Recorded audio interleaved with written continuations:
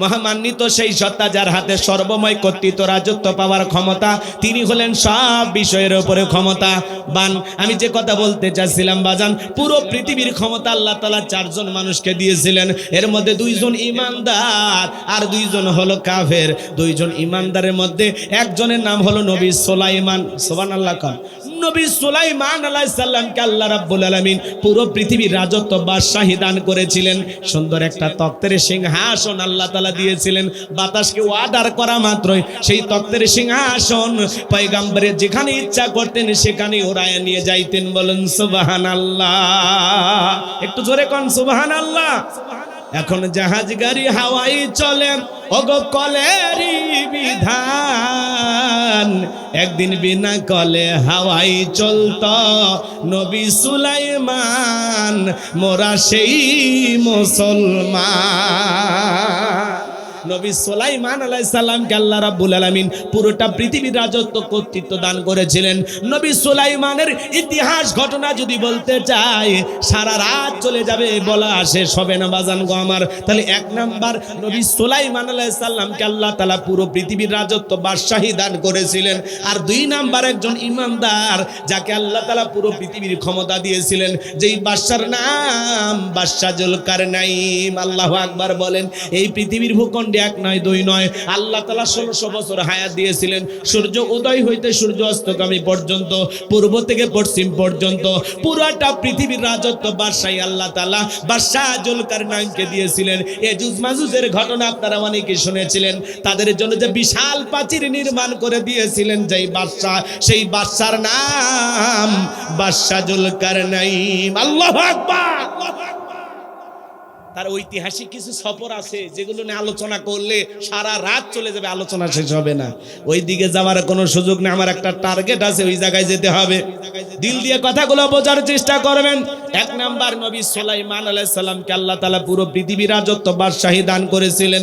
আর দুই নাম্বার হলো কি নাম, বাদশা জুলকারনাইনকে আল্লাহ তাআলা পুরো পৃথিবীর রাজত্ব বাদশাহী দান করেছিলেন। আর দুইজন কাফিরকে আল্লাহ তাআলা পুরো পৃথিবীর রাজত্ব বাদশাহী দান করেছিলেন। এদের মধ্যে একজনের নাম জালেম বাদশা বখতেনাসর। কি নাম? বাদশা বখতেনাসরকে আল্লাহ তাআলা পুরো পৃথিবীর রাজত্ব বাদশাহী দান করেছিলেন। ওই জামানে আল্লাহ তাআলা তার একজন নবীকে পাঠিয়েছিলেন, যেই নবীর নাম হলো দানিয়াল। আল্লাহর নবী দানিয়াল আলাইহিস সালাম তার কওমের মানুষকে, বনি ইসরাঈলের উম্মতদেরকে ডেকে বলেন, ইয়া বানি ইসরাঈল আযকুরু নি'মাতিয়াল্লাতী আন'আমতু আলাইকুম ওয়া আন্নী ফাদ্দালতুকুম আলাল আলামিন।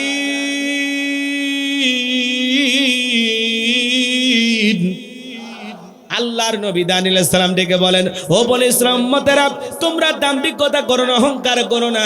তোমাদের বাপ দাদা কৃতদাস ছিল, গোলাম ছিল, মানুষের বাড়িতে চাকরে কাজ করত। সেখান থেকে আল্লাহ তাআলা তোমাদেরকে মুক্ত জীবন দিয়েছে, স্বাধীন জীবন দিয়েছে। আল্লাহর নিয়ামতের প্রশংসা আদায় করো, আল্লাহর কৃতজ্ঞতা আদায় করো। সকল প্রশংসার মালিক কিন্তু সেই রব, সেই রবের শুকরিয়া আদায় করো। উম্মতের ডেকে বলে, পয়গম্বর, পুরান দিনের গল্প শোনায় লাভ নাই। বাপ দাদা কি করেছিল আমরা জানতে চাই না, আমরা ভালো আছি, আমাদের কোনো টেনশন নাই। আল্লাহর পয়গম্বর ডেকে বলে, ও আমার উম্মতেরা, কোনো সময় আছে গাছের পূজা করো না, মাছের পূজা করো না, চন্দ্রের পূজা করো না, সূর্যের পূজা করো না, এখনো সময় আছে, এক আল্লাহর ইবাদত করো। কিন্তু নবী দানিয়াল আলাইহিস সালামের কথা বনি ইসরাঈল উম্মতেরা শোনে না। তারা ছিল চালাক ঠেটা। চালাক ঠেটা, ঠেটা মানে বোঝে ঘাড় বেঁকা, বেশি বোঝে। এই তো ভালোই তো বুঝছেন আপনারা, মানে বুঝাবেন একটা, ওই এক লাইন বেশি বোঝে।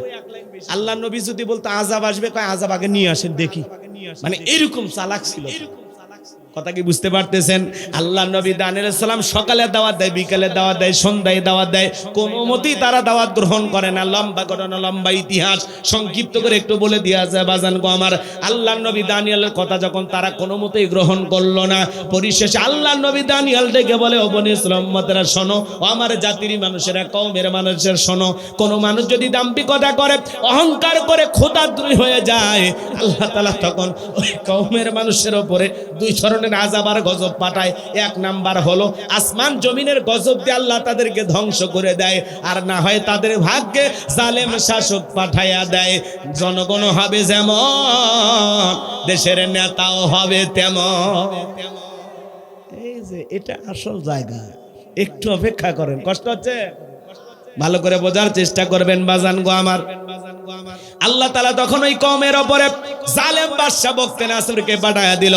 বাদশা বখতে নাসর যখন ক্ষমতার চেয়ারে বসে গেল, হাজার হাজার নিরপরাধ মানুষ জেলখানায় বন্দী করতে লাগলো, মানুষের সম্পদগুলো লুটে নিতে লাগলো।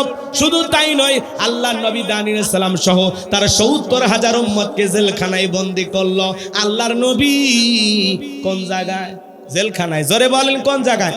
নবী যদি জেলখানায় যায়, আজকে যারা নায়েবে রাসূলের ভূমিকা পালন করবে, যারা কোরআন সুন্নাহর হক কথা বলবে, মাঝে মাঝে নবীদের সুন্নাত আমল করার জন্য মাঝে মাঝে তাদেরকেও জেলখানায় যাওয়া লাগতে পারে। আর আলেমেরা যদি জেলখানায় যায়, সম্মান কমে না বাড়ে? জোরে বলেন। আলেমদেরকে মানুষ কলিজাতে মহব্বত করে, আলেমদের বিরুদ্ধে নানামুখী ষড়যন্ত্র করে, মিথ্যা অপবাদ দিয়া যুগের পর যুগ জেলখানায় বন্দী করেছিল। বলেন তো বাজান, মুফতি আমির হামজা ভাইকে যারা 3 বছর জেলখানায় বন্দী করে রেখেছিল, এতে আমির হামজা ভাইয়ের সম্মান কমেছে না বেড়েছে? আল্লামা মামুনুল হক শাইখুল হাদিস ইবনে শাইখুল হাদিস, তার বিরুদ্ধে যারা মিথ্যা অপবাদ দিয়ে জেলখানায় বন্দী করে রেখেছিল, এতে কি শাইখুল হাদিস আল্লামা মামুনুল হকের সম্মান কমেছে না বেড়েছে? কথা কি বোঝেন নাকি রাগ করতেছেন? মাঝে মাঝে আলেমরা জেলখানায় গেলে মন খারাপ করা যাবে না। মনে করবেন নবীদের সুন্নাত আমল করতেছে, আর জেলখানায় গেলে খাঁটি মুমিন পুরে আরো খাঁটি হয়। এটা তার জীবনের পরীক্ষা। কথা বলেন ঠিক কি না? রাগ করে? পুরুষের জন্য জেলখানা আপনারা ডায়লগ দেন, হুজুর যদি জেলখানায় যায়, চোর বদমাইশ, এরা জেলখানায় গেলে একটা মুরগি চুরি করে জেলখানায় গেছে, ডাকাতের সাথে ধাক্কা গেছে। ডাকাত কয় কি চুরি করছিস? কয় মুরগি। মুরগি চুরি করছিস? যাই মুরগি চোর হয়ে ঢোকে, আর ডাকাতের সৌবত পায়ে ডাকাতি শেখার ট্রেনিং নিয়ে বের হয়। আর ওখানে লেখায় রাখিব নিরাপদ, দেখাবো আলোর পথ। কথা কয়।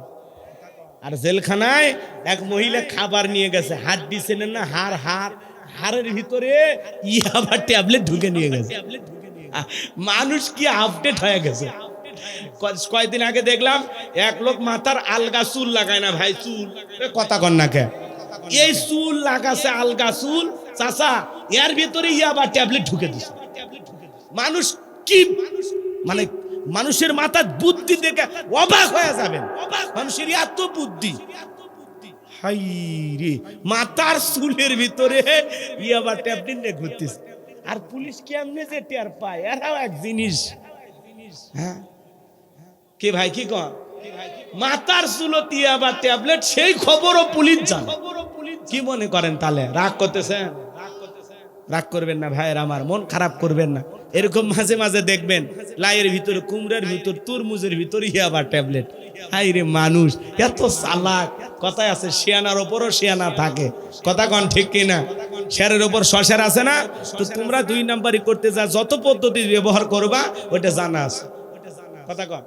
মহিলা মানুষ যারা এই যে চোরা কারবারি করে, এই 2 নাম্বার ইয়াবা ট্যাবলেট এগুলো ব্যবসা করে, এরা আবার দেখবেন এই জায়গায় এমন সিস্টেমে নেয়, মনে হয় 6 মাসের গর্ভবতী, পরে দেখে পেটত বাচ্চা না, আছে কি ট্যাবলেট। কথা কন। এরকম আছে না? নাই।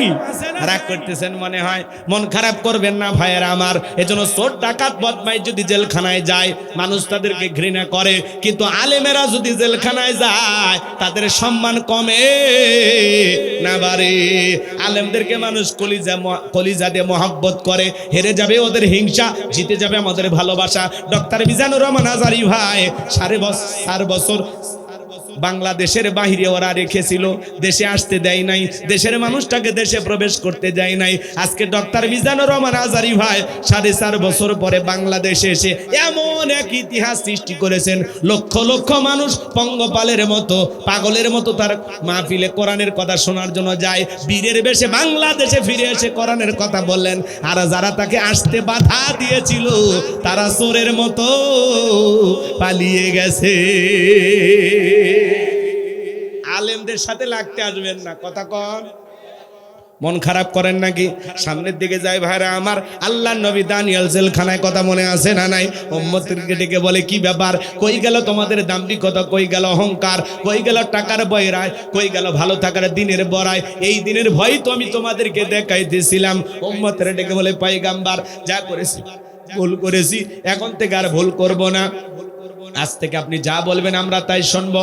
উম্মতরে ডেকে বলে, পয়গাম্বার আর গাছের পূজা মাছের পূজা করব না, চন্দ্রের পূজা করব না, এখন থেকে একমাত্র আল্লাহর ইবাদত করব, আপনি যা বলবেন আমরা তাই শুনবো। নবী দানিয়েল ডেকে বলে, শোনো, সত্যি যদি তোমরা পরিবর্তন হতে চাও, রাত 12টার পরে আমি যখন আল্লাহ বলে ডাক দেব, আমার সঙ্গে তোমরা সবাই ঘুম থেকে জাগ্রত হয়ে আল্লাহ বলে ডাক দিবা। একমাত্র আল্লাহ তাআলাই পারেন আমাদেরকে জালেমের জেলখানা থেকে মুক্ত করার জন্য। এজন্য তওবা করতে হবে আল্লাহ তাআলার কাছে। আল্লাহর নবী সাল্লাল্লাহু রাত 12টার পরে আল্লাহ বলে ডাক দিয়েছেন। সবাই একটু চিৎকার মেরে ডাক দেন আল্লাহ, একটু ভালোবেসে ডাক দেন আল্লাহ, আল্লাহু আকবার। আল্লাহ নবী দানিয়েল সালাম আল্লাহ বলে ডাক দিয়েছেন। পয়গম্বরের সাথে 70,000 উম্মত ঘুম থেকে জাগ্রত হয়ে আল্লাহ বলে ডাক দিয়েছেন। নবী দানিয়েল তাদেরকে নিয়ে সিজদায় লুটিয়ে বললেন, কাকুতি মিনতি সহকারে আল্লাহর কাছে দোয়া করতে লাগলেন, আল্লাহ আমার উম্মতেরা ভুল করেছে, নিজেদের ভুল বুঝতে পেরেছে, তারা এখন তওবা করে ফিরে আসতে চায়। আল্লাহ আপনি আমার উম্মতদেরকে মাফ করে দেন, একমাত্র আপনি পারেন জালেমের জেলখানা থেকে মুক্ত করে দিতে। নবী দানিয়েল যখন উম্মতদেরকে নিয়ে চোখের পানি ছেড়ে দিয়ে কাকুতি মিনতি সহকারে আল্লাহর কাছে দোয়া করেন, আমার আল্লাহ ডেকে বলে, পয়গম্বর আর কান্না করতে হবে না, সিজদা থেকে মাথা উঠাও, আমি আল্লাহ তাআলা ওয়াসিরে জালেমের জেলখানা থেকে মুক্ত করার ব্যবস্থা করে দেব। বলুন সুবহানাল্লাহ। ওই রাত্রিতে আল্লাহ তাআলা বাদশা বখতিয়ানাসরকে এমন একটা ভয়ঙ্কর মারাত্মক স্বপ্ন দেখায় দিয়েছে, ঘুম থেকে চিৎকার মেরে উঠছে। আশেপাশে সিকিউরিটি নিরাপত্তা কর্মী যারা আছে দৌড়ে আসে, বলে, নেতা এত জোরে চিৎকার মারলেন, ব্যাপারটা কি বুঝতে পারলাম না। বলে, চেহারার দিকে তাকায় দেখো না আমি কি টেনশনে আছি, তোমাদেরকে কেমনে বোঝাবো। এই দেশের যত স্বপ্নের তাবির কারক আছে, স্বপ্নের ব্যাখ্যা বলতে পারে, ওদেরকে দরবারে নিয়ে আসো। আগামীকাল সকালবেলা আমি একটা ভয়ঙ্কর স্বপ্ন দেখেছি, এই স্বপ্নের ব্যাখ্যা না জানা পর্যন্ত আমি আর ঘুমাইতে পারবো না। পরের দিন সকালবেলা বাদশার দরবারে হাজার হাজার মানুষ উপস্থিত হয়ে গেছে। জালেম বাদশা বখতিয়ানাসর যখন তার স্বপ্নের কথা বলতে যাবেন, ওই মুহূর্তে আল্লাহ তাআলা বাদশার মেমোরি থেকে সমস্ত স্বপ্নের কথাগুলো নিয়ে যায় আল্লাহ নবী দানিয়েল সালামের মাথার মেমোরিতে সেভ করে দিলেন। বলুন সুবহানাল্লাহ। এই যুবক, একটা মোবাইলে যা আছে শেয়ারের মাধ্যমে আর একটা মোবাইলে পার করা সম্ভব কিনা? তাহলে বাদশার মাথার মেমোরিতে স্বপ্নের যত কথা আছে নবীর মাথার ভিতরে ঢুকানো আল্লাহর পক্ষে সম্ভব কিনা? এইবার বাদশা বখতিয়ানাসর যখন স্বপ্নের কথা বলতে যাবে, গতকাল রাত্রে কি যেন স্বপ্ন দেখলাম বলতে পারে না, স্বপ্নের কথা ভুলিয়ে দিলেন তিনি কে।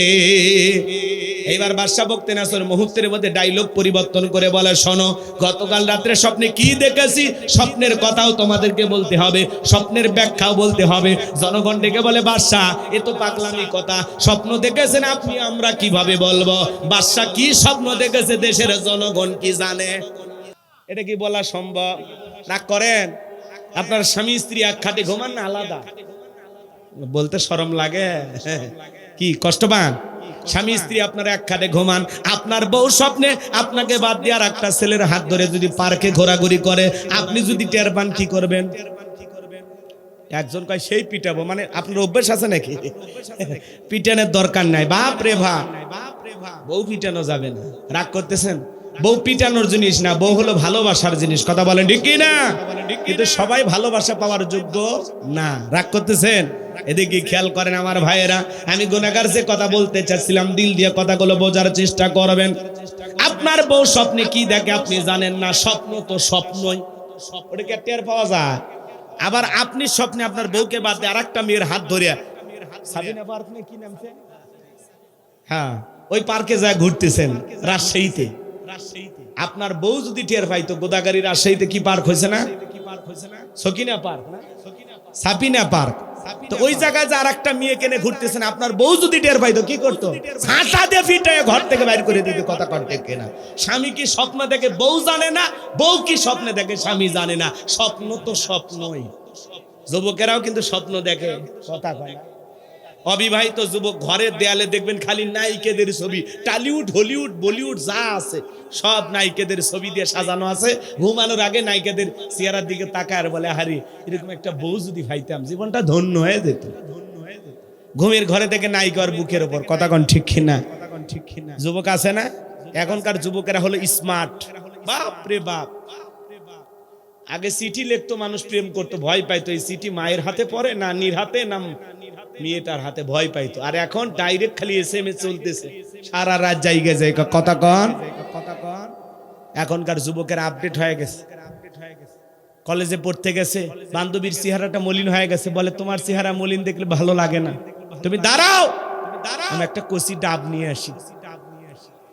ডাবের দোকানদার যায়, বলে ভাই একটা ডাব দেন। ডাব কিনে নিয়ে আসছে, মেয়ে পাইপ দিয়ে ডাব কি সুন্দর করে খাইতেছে, বলে খাও। ছেলে তখন বলতেছে, তুমি একাই খাবে, আমারে কি দিবা না? বলে আমি আগে অর্ধেকটা খাই। কয় না, আমি একটু তোমার মুখে পাইপ লাগায় খাবো। এরকম দুষ্ট পোলাপান আছে না নাই? আহা, নিজের মা খাইছে কিনা খবর নাই না, বাবা খাইছে কিনা খবর নাই না, আর বান্ধবী না খাইলে ওর মাথা কাজ করে না। এরকম দুষ্ট পোলাপান আছে না নাই? নিজের মা বাবারে কোনোদিন ডাব কিনে খাওয়াইলি না, আর বান্ধবীরে ডাব কিনে খাওয়ায়, ফুসকে কিনে খাওয়ায়, চটপটি কিনে খাওয়ায়। কয় মামা দুইটা চটপটি হবে, ঝাল একটু বেশি হবে, কথা কয় না কে? ফুসকেনে দুইজন বসে আছে, নফল দোয়া তাসবিহ পড়ে, ছেলেও খায় না মেয়েও খায় না। ছেলে বলে তুমি আগে শুরু করো, লেডিজ ফার্স্ট। তখন বলতেছে না, তুমি কষ্ট করে নিয়ে আসলে তুমি বিল দিবে, খামাখা আমি কেন আগে খাবো, কথা কয় না? মেয়েরা কি বিল দেয়? ছেলেদের পকেট খালি করে, কথা কন ঠিক কিনা? আর রাগ করতেছেন না, থাক এগুলো নাই বা বলি, কষ্ট হচ্ছে আপনাদের। এই যুব সমাজ নষ্ট হয়ে গেছে বাজার, এদেরকে একটু পরিবর্তন করা লাগবে। কার ফুসকার বিল দেয়, কার ফুসকার বিল দেয়? এই ফুসকা চটপটি যদি নিজের বউরে খাওয়াইতা, কোন স্বামী যদি তার স্ত্রীর মুখে এক লোকমা খাবার তুলে খাওয়ায়, আল্লাহ রাস্তায় সদকা করলে যে সব, স্বামীর আমলনামায় আল্লাহ তাআলা সেই সব লিখে দেয়। আর আপনি ফুসকানে বসে আছেন বান্ধবীক নিয়ে, মেয়ে বলে তুমি আগে খাও না, কয় আমি আগে না, তুমি আগে খাও। মেয়ে তখন বলতেছে এত কষ্ট করে সময় বের করে আসলাম, যদি তুমি তোমার হাত দিয়ে আমার একটু উঠায় খাওয়াও, তুলে খাওয়াইলে কি যে খুশি হবে। ছেলে কয় কলিজায় লাগছে রে, কথা কয় না কেন? এখন বান্ধবীকে নিজের হাতে তুলে খাওয়াচ্ছে। আজকে যুব সমাজের চরিত্র নষ্ট করার জন্য মূল যে অস্ত্র, তার নাম হলো মোবাইল, যুব সমাজকে নষ্ট করে দিয়েছে, কথা কন ঠিক কিনা? সারা রাত জায়গা জায়গা জানালা দরজা লাগাইয়া একা একা কম্বলের ভিতরে, ল্যাপের ভিতরে সারা রাত জায়গা মোবাইলে উল্টা পাল্টা ভিডিও দেখুন। মা বাবা যখন দরজায় নক করে, এই রুবেল এই ভিতরে কি হয় রে, তখন বলে বাংলাদেশের স্বাধীনতার যুদ্ধ হয়েছে 1971 সালে, বর্তমানে ডক্টর ইউনূস ব্যাংককে সফরে আছে। মানে বই পড়ার ভান করে, পত্রিকা পড়ার ভান করে, কথা কন ঠিক কিনা? চিতা মাথা চলে যায় আবারও মোবাইলে, কথা কন, কথা কন। দেশে মোবাইল আইছে, চিঠি বন্ধ হইয়াছে, দিওয়ানা বানাইছে, পোলা মাইয়ার মনের কথা ভাসে বাতাসে। ও দেখো পোলা ফানের মন বাদা ফেসবুকে, এখন মোবাইলে চ্যাটিং কইরা কাটায় সারাক্ষণ। এই মোবাইল পাইয়া দেখো মদনের মাইয়া, এই মোবাইল পাইয়া দেখো মদনের মাইয়া কি কাণ্ড ঘটাইছে। স্বামী সংসার রাইখা নাকি পলাইয়া গেছে, সে যে স্বামী সন্তান রাইখা নাকি পালাইয়া গেছে। 2 বাচ্চার মা, 4 বাচ্চার মা পরকীয়া প্রেম করে আরেকটা ছেলের হাত ধরে পালিয়ে যায়। যে নারী স্বামী রেখে সন্তান রেখে আরেকটা পর পুরুষের হাত ধরে পালিয়ে যায়, ওটা নারী না, ওটা পাশানি ডাইনি, বিশ্বাসঘাতক নারী। কেমনে পারলা মা, কেমনে পারলা বোন, স্বামী রাইখা সন্তান রাইখা আরেকটা ছেলের হাত ধরতে কেমনে পারো? স্বামী রাইখা সন্তান রাইখা আরেকটা পর পুরুষের হাত ধরে, এরকম আছে না নাই? এই পরকীয়ার অভিশাপে হাজারো পরিবার ধ্বংস হয়ে যাচ্ছে, কথা বলেন না কেন? যুবকদের দোষ নাই, কথা কন। এই ছেলে, এই তোমাদেরকে বলছি, তোমার স্ত্রীর সাথে যদি কেউ পরকীয়া প্রেম করে মাইনা নেবা? অনেকে কথা বলে না, ভালোবাসা মানে ভাগাভাগি করবেন, একটু কথা বলেন, কি খারাপ লাগে? বাস্তবতা একটু তুলে ধরা দরকার আছে না নাই? তোমার স্ত্রীর সাথে পরকীয়া প্রেম করলে মানবা না, তোমার মা বোনের সাথে যদি কেউ পরকীয়া প্রেম করে মানবা না। তুমি যেই নারীর সাথে পরকীয়া প্রেম করো ওই নারীও কারো না কারো স্ত্রী, কারো না কারো মা, কারো না কারো মেয়ে। একটু কি বিবেকে বাধা দেয় না? কত স্বামী পরিত্যক্তা নারী আছে, কত বিধবা নারী আছে, 2-3টা বাচ্চার মা, যা বিয়ে কর, কথা কয় না কেন? কত গরিব পরিবারে মেয়েটা যুবতী হয়েছে, বিয়ে দিতে পারে না, যাও বিয়ে করো, কথা কয়। ওই জায়গায় যাবে না, স্বামী আছে, সন্তান আছে, সেই দিকে তোমার নজর যায়। আল্লাহ যুবকদের চরিত্র হেফাজত করা তৌফিক দান করুন, জোরে বলুন আমিন। আর একটু জোরে বলুন আমিন। পায়ে হাত দিয়ে অনুরোধ করি, সমস্ত পরকীয়া প্রেম থেকে, অবৈধ প্রেম ভালোবাসা থেকে আল্লাহ যুব সমাজকে হেদায়েত দান করুক, জোরে বলুন আমিন। তরুণ তরুণীদেরকে আল্লাহ হেদায়েত দান করুক, একটু জোরে বলুন আমিন। ওদেশে টিকটক আসিয়া সব গেল বাসিয়া, সিদ্দিক সোরা নায়ক হইছে আইডি খুলিয়া, হিরো আলম নায়ক হইছে আইডি খুলিয়া। এই মোবাইলে হাই কি জাদু আছে ভাই, পোলাপান বই যাচ্ছে, পড়ালেখা তুইলা রাখছে সপ্তম আকাশে। এখন আর পড়াশোনা নাই, অটো পাস। কিন্তু যে অটো পাস দেবে সেই মানুষটাই নাই, অতএব আবারও পড়া শুরু করো, কথা কয়।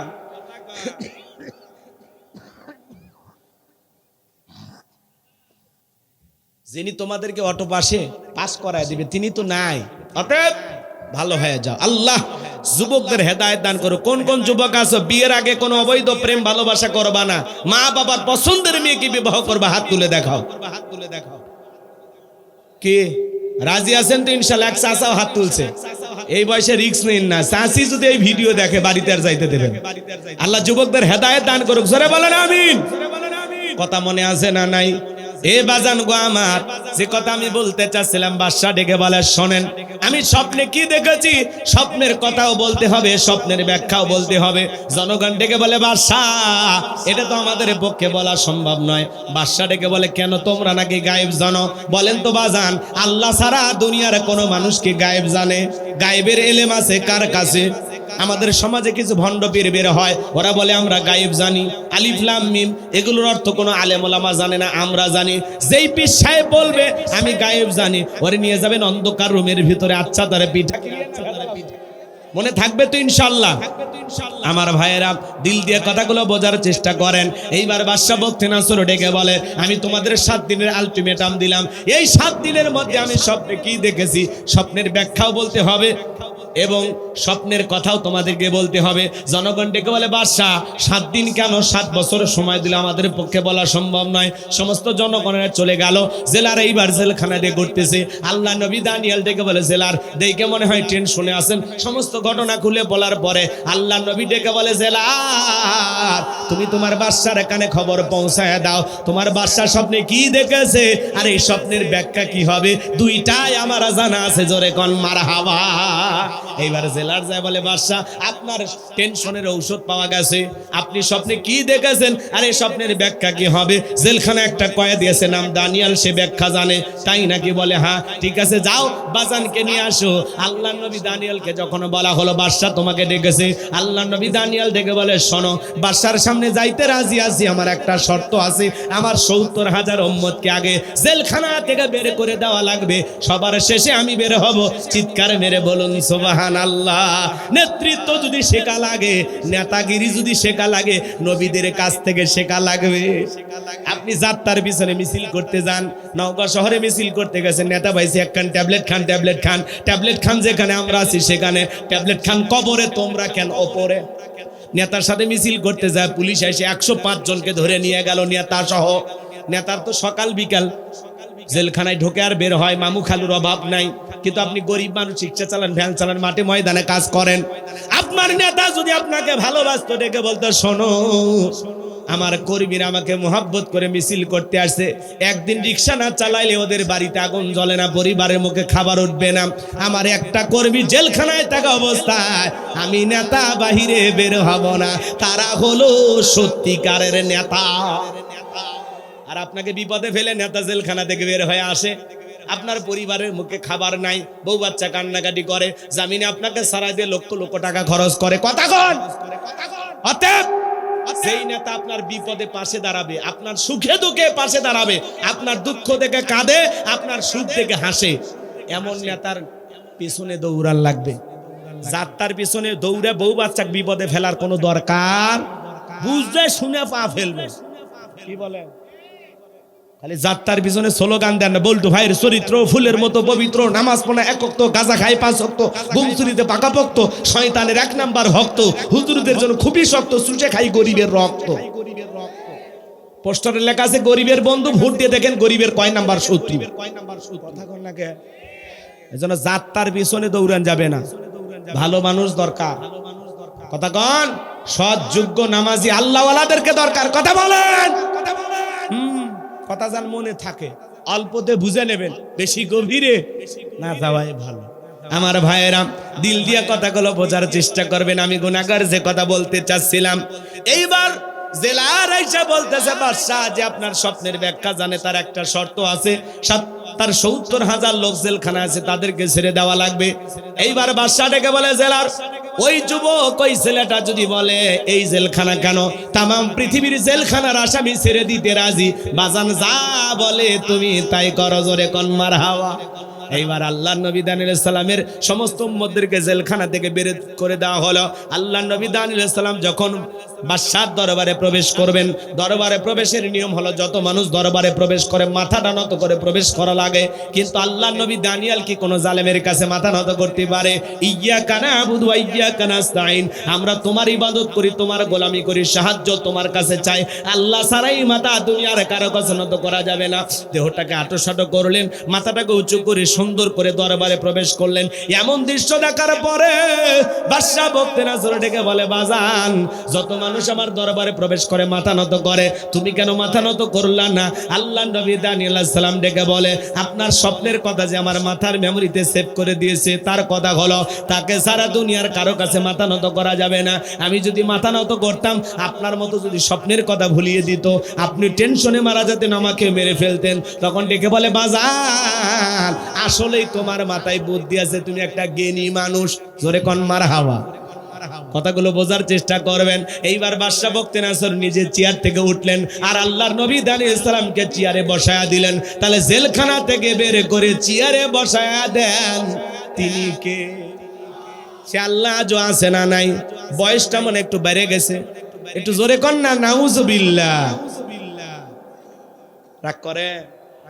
আল্লাহ নবী দানিয়েল আলাইহিস সালাম চেয়ারে বসেছেন, বাদশা ডেকে বলে, বাবা তাড়াতাড়ি স্বপ্নের কথা বলো, স্বপ্নের ব্যাখ্যা বলো। আল্লাহ নবী দানিয়েল আলাইহিস সালাম এইবার বলবে, আমি কি পুরো ঘটনাটাই বলবো? আপনারা কি শুনবেন? কারা কারা একটু হাত তুলে দেখান তো বাজার, লিল্লাহে তাকবীর। অনেকে ওয়াদা দিয়ে ওয়াদা রাখতে পারেন না, তার কিছু প্রমাণ আপনাদের সামনে আমি দেখতে পাচ্ছি। যাই হোক, কষ্ট হচ্ছে আপনাদের। 10টা মিনিট আর একটা আয়াত আছে না নাই? আমার আল্লাহ রাব্বুল আলামিন বলেন 10টা মিনিট দিলটা নরম করে গুনাহগারের কথাগুলো শুনে যান। আমার আল্লাহ বলেন, আল্লাযী খালাকাল মাউতা ওয়াল হায়াতা লিয়াবলুয়াকুম আইয়ুকুম আহসানু আমালা ওয়া হুয়াল আজিজুল গফুর।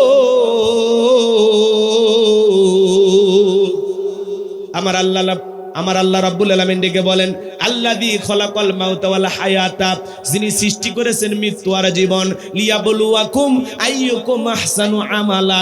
আমার আল্লাহ ডেকে বলেন, আমি পরীক্ষা করে দেখব আমলের দিক দিয়ে কার আমল কত বেশি উত্তম, কার আমল কত বেশি সুন্দর। আল্লাহ তাআলা মৃত্যু আর জীবনের মাঝামাঝি যে সময়টা আপনাকে আমাকে দিয়েছেন, এই সময়টা আল্লাহ তাআলা আপনাকে আমাকে দিয়েছেন উত্তম আমল করার জন্য।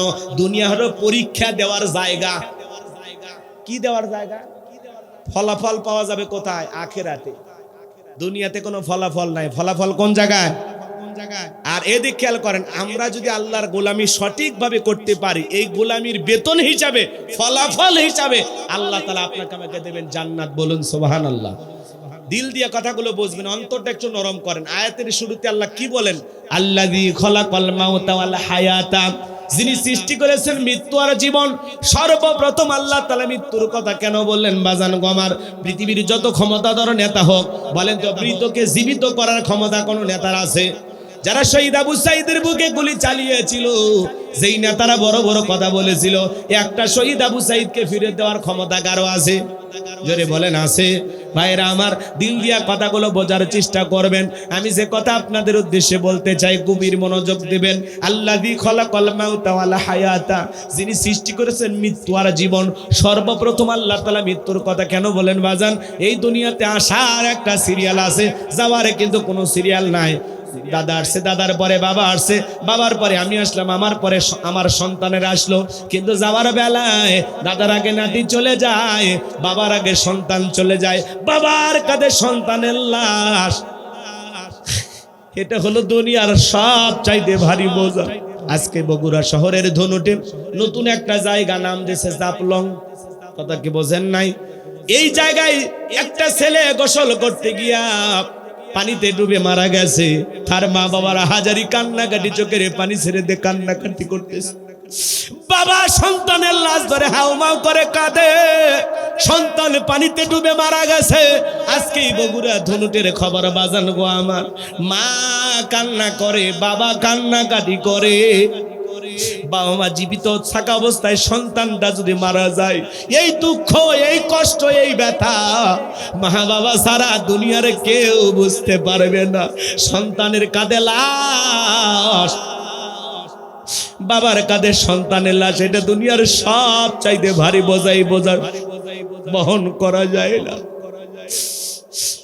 একটা সন্তান দুনিয়াতে আসবে 9 মাস 10 মাস আগে খবর পাওয়া যায়, কিন্তু একটা মানুষ দুনিয়ার থেকে মৃত্যুবরণ করবে 9 সেকেন্ড আগেও জানে না কার কখন মৃত্যু হবে। কুল্লু নাফসিন যায়িকাতুল মাউত, প্রত্যেক প্রাণীকেই মৃত্যুর স্বাদ গ্রহণ করা লাগবে।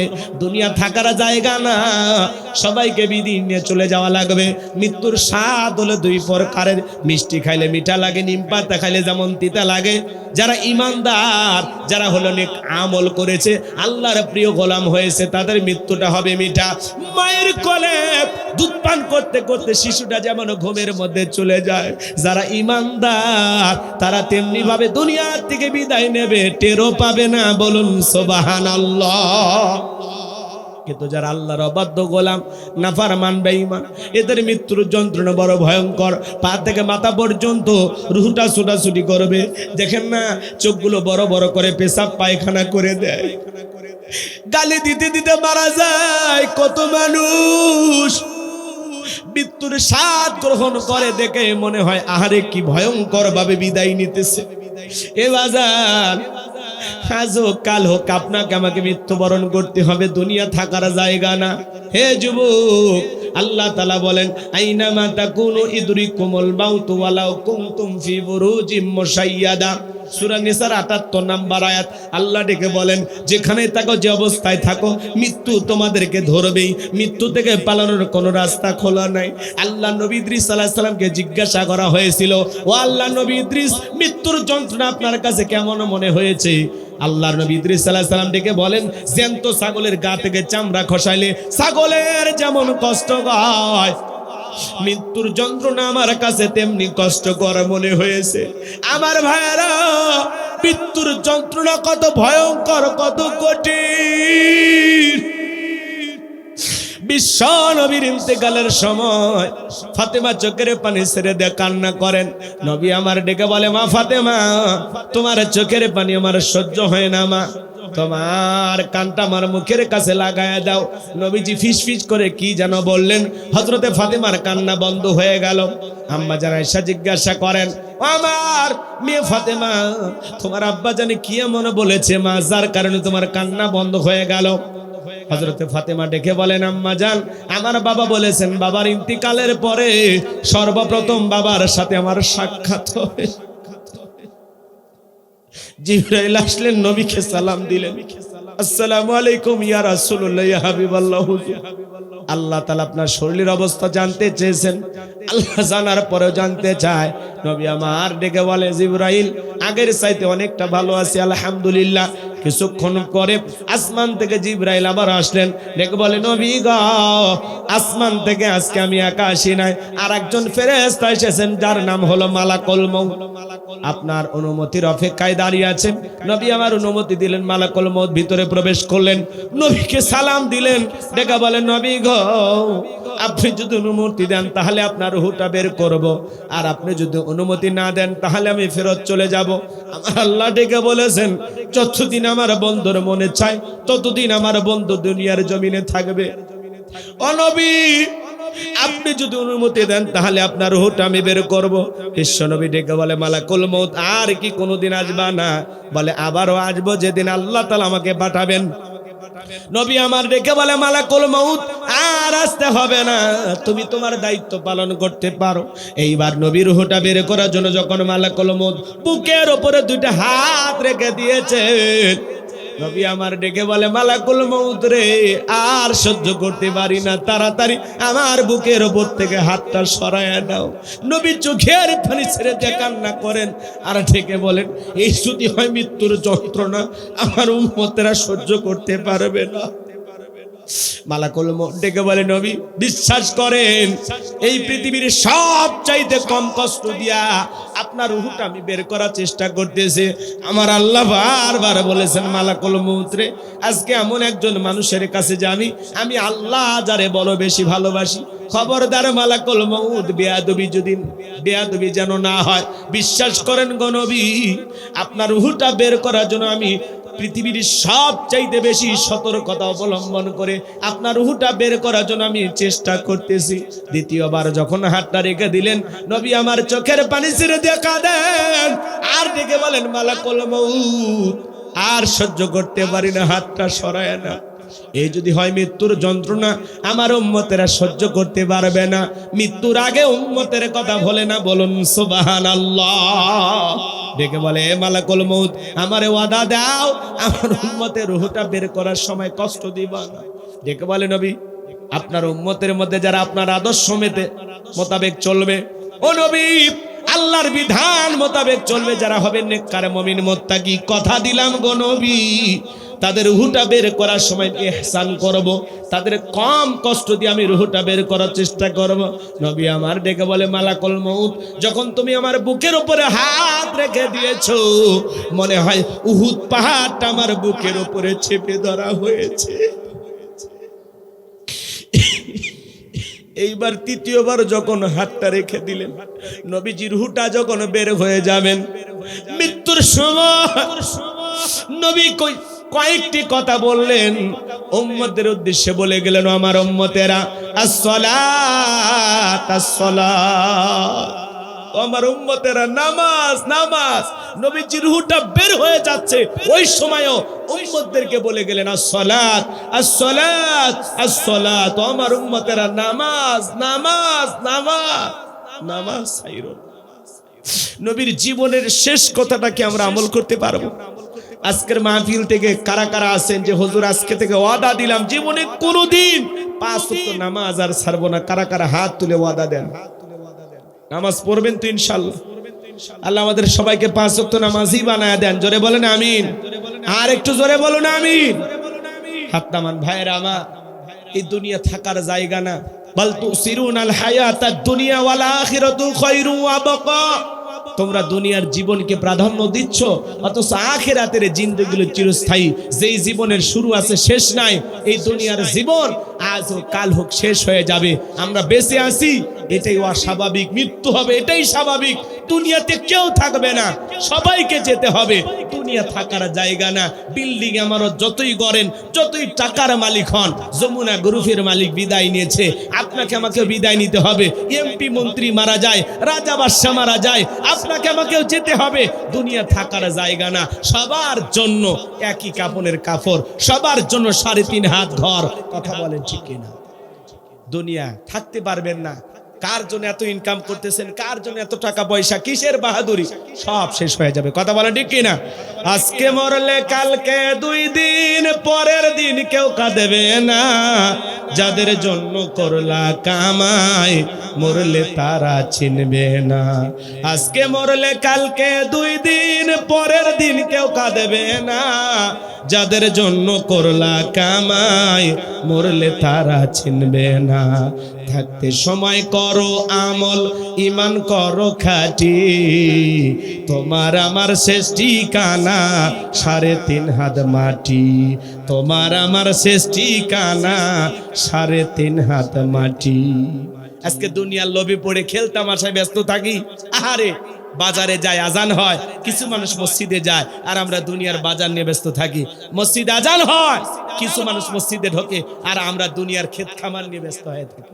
কথা বলে না কেন? করেন জাহান্নামে যারা যাবে ওদেরকে জিজ্ঞাসা করা হবে, আনিল মুজরিমিন মা সালাকাকুম ফি সাকর, কোন অপরাধে সাকর নামক জাহান্নামে এসেছো? ওরা বলবে ক্বালু লাম নাকু মিনাল মুসাল্লিন, মুসল্লি ছিলাম না, নামাজ পড়তাম না। আজান হয়েছে কানে শুনি, মসজিদে যেতে পারি না। আজান শুনে যদি আপনি আমি মসজিদে না যেতে পারি, এই ঈমান আপনাকে আমাকে জান্নাতে নিয়ে যেতে পারে না। কথা বলেন না কেন?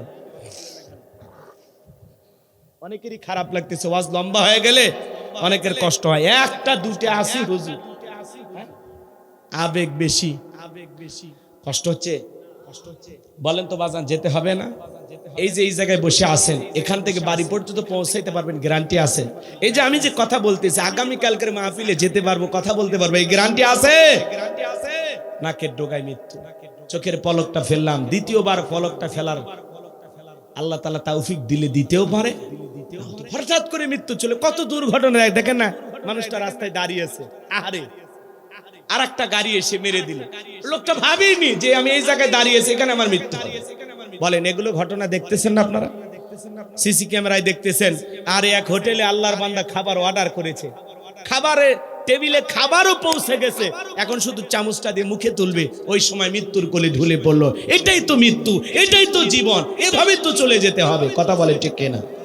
বলার সময় পাবেন না, বলার সময় পাবেন না, সংসার গোছানোর সময় পাবেন না। মাঠে বসে আছেন, ওখানে মৃত্যু হতে পারে, হাটে গেছেন, ওখানে মৃত্যু হতে পারে। কত মানুষ দেখেন না, মসজিদে নামাজ পড়তে গেছে, আল্লাহর বান্দার ফিরতে পারেনি, কি সুন্দর মৃত্যু। আবার কত মানুষ যাত্রার প্যান্ডেলে গেছে নর্তকীর নাচ দেখতে, ওখানে মৃত্যু হয়ে গেছে। ওই 2 মৃত্যু কি সমান নাকি? কথা বলেন না কেন? এই যে কোরআনের মাহফিলে কথা শুনতেছেন, এই জায়গায় যদি মৃত্যু হয়ে যায়, আর যাত্রার প্যান্ডেলে যাত্রা গান শুনতে যায় যদি মৃত্যু হয়, 2 মৃত্যু কি সমান? মৃত্যুটা যেন ভালো হয়, যেদিন আমরা চলে যাব আল্লাহ যেন দিনটা ভালো দেয়, আমরা যেন মৃত্যুর প্রস্তুতি গ্রহণ করতে পারি। ভাই, নেক আমলের প্রস্তুতি গ্রহণ করতে হবে, কবরে যেতে হবে। কতটুকু মাল সামানা রেডি করেছে? আপনি যদি 7 দিনের জন্য কক্সবাজারে যান, আপনার একটা ব্যাগ থাকে, ওই ব্যাগের ভিতরে প্রয়োজনে কাপড় থাকে, মোবাইল, চার্জার, অনেক কিছু থাকে, টাকা পয়সা যা যা প্রয়োজন সব নিচ্ছেন। সফর মাত্র 7 দিন, 7 দিনের সফরের জন্য যদি একটা ব্যাগ লাগে, আর আপনি আমি চলে যাব পরকাল নামের সফরে, যেই জীবনের শুরু আছে শেষ নাই। বলেন তো বাজান, একটা নেক আমলের ব্যাগ রেডি করা দরকার আছে না নাই? দেখেন তো আপনার আমল নামার ব্যাগের ভিতরে নামাজ আছে কিনা, রোজা আছে কিনা, হজ আছে কিনা, যাকাত আছে কিনা, দান খয়রাত আছে কিনা, স্ত্রীর হক আদায় করেছেন কিনা, সন্তানদের সাথে ভালো আচরণ করেছেন কিনা, প্রতিবেশীর সাথে ভালো ব্যবহার করেছেন কিনা। দেখেন তো কতটুকু আমল করেছেন। কি নিয়ে যাচ্ছেন? 2টা মিনিট বালিশে মাথা রেখে চিন্তা করেন যে আল্লাহ, এই 50-60 বছরের হায়াতের জিন্দেগি পাইলাম, এমন কোন আমল করেছি যে আমলের কারণে ভাবতে পারেন যে জান্নাত কনফার্ম? বলতে পারবেন? বুকে হাত দিয়ে বলতে পারবেন এমন কোন নামাজ আছে যেই 2 রাকাত নামাজ আপনাকে জান্নাত পর্যন্ত পৌঁছায় দেবে? এমন নামাজ আছে? এমন কোন সিজদা দিয়েছেন যে সিজদাটা আল্লাহর দরবারে কবুল হয়েছে? বলতে পারবো?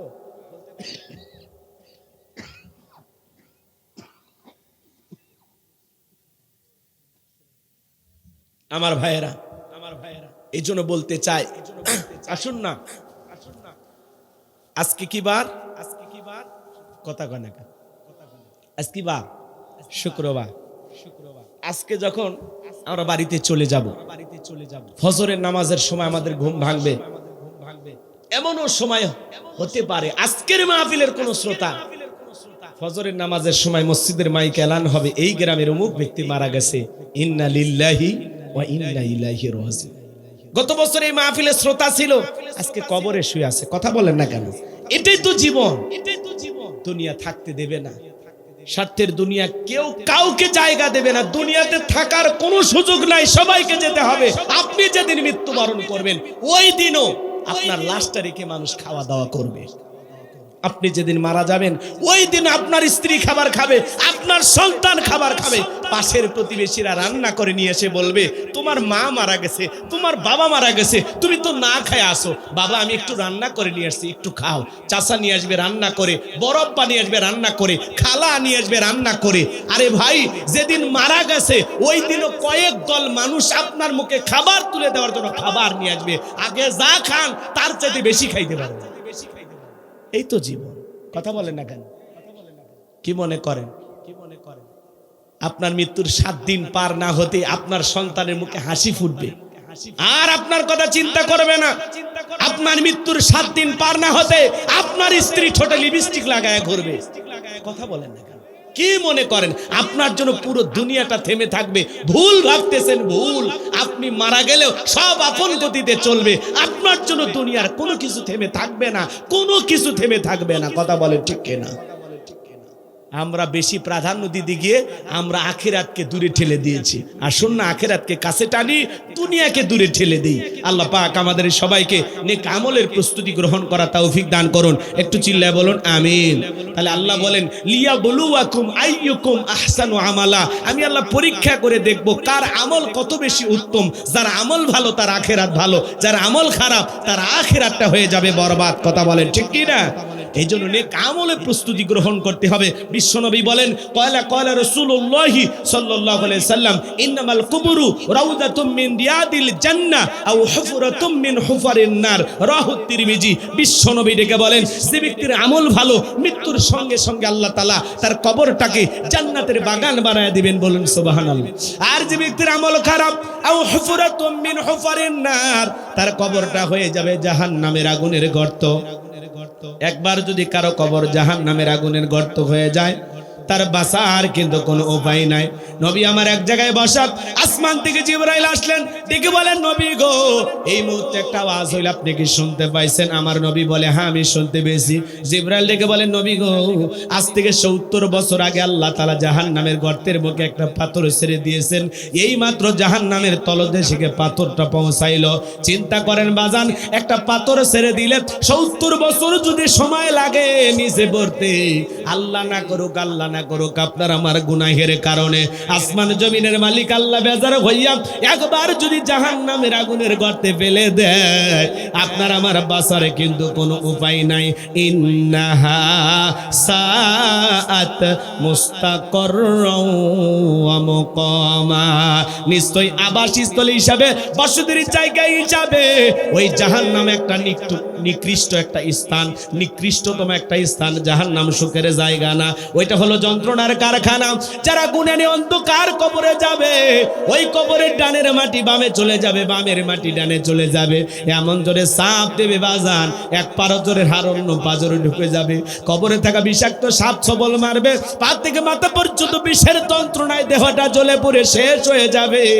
কবরে থাকা অন্ধ ফেরেশতা চোখে দেখে না, কানে শোনে না, হাতুড়ি দেহটা চূর্ণ বিচূর্ণ হয়ে যাবে। হে যুবক, দুনিয়ার রং তামাশায় ব্যস্ত হয়ে আসো।